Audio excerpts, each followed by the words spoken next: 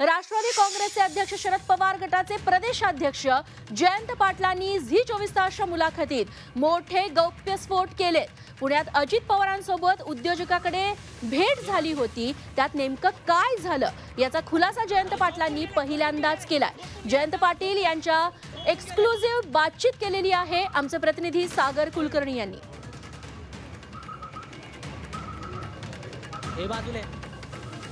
उद्योजकांच्या घरी बैठक झाली असं जे म्हटलं जातं ते एकंदर एकत्रित पक्ष फुटू नये यासाठीच होतं। त्याच्या पलीकडे तिथं काही चर्चा माझ्यासमोर तर झाली नाही।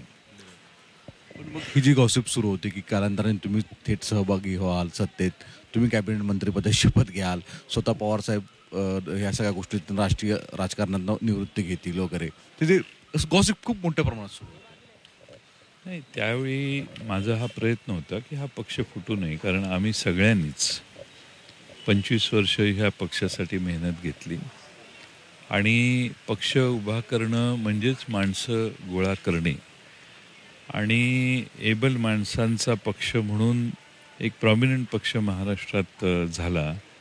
पवारसाहेबांच्या विचाराने, त्यांच्या नेतृत्वाखाली पक्ष हा आमच्या सगळ्यांचा पक्ष आहे।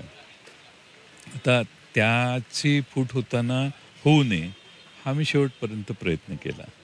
त्यामुळं मी दोन्ही बाजूला संपर्कात होतो। त्याच्यातून काही लोकांना तुम्ही म्हणताय तसं म्हणण्याला वाव निर्माण झाला।